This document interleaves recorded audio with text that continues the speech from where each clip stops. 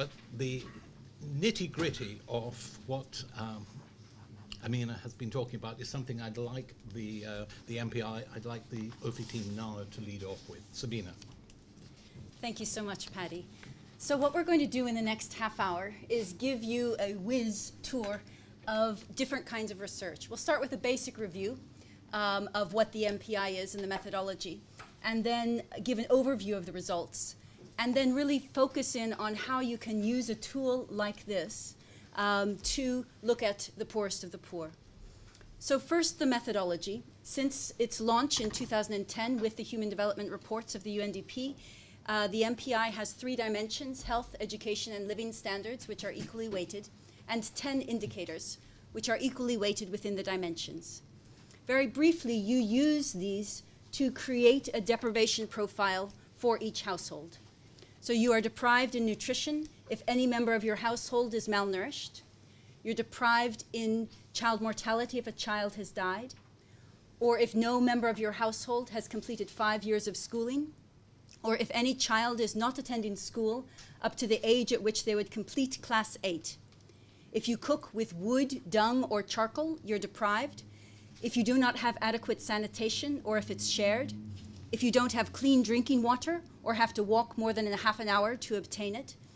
If you don't have electricity, have a dirt floor, and don't own more than one of the following assets: radio, television, telephone, bicycle, refrigerator, and motorcycle, then you are deprived in assets. So from these, we construct a deprivation profile to try to see a little bit about people's realities. To give an example, this is the household of Natalie, a 20-year-old mother who lives in a household with 5 children and her husband and co-wife and 5 siblings. It was taken by Buba Husseini, the newest postdoc in OPHI. As you can see, they lack sanitation and have a dirt floor to their house.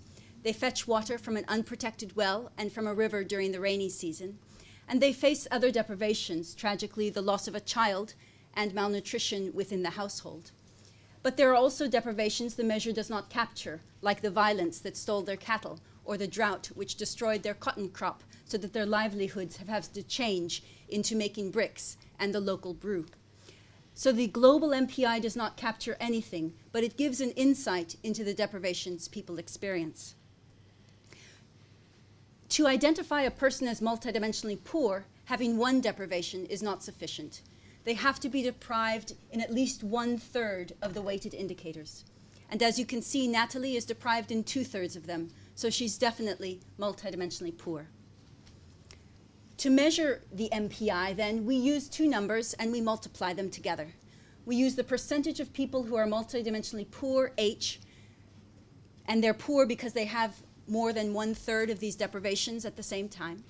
And we multiply that times A, which is intensity, the average percentage of deprivations poor people in a country experiences.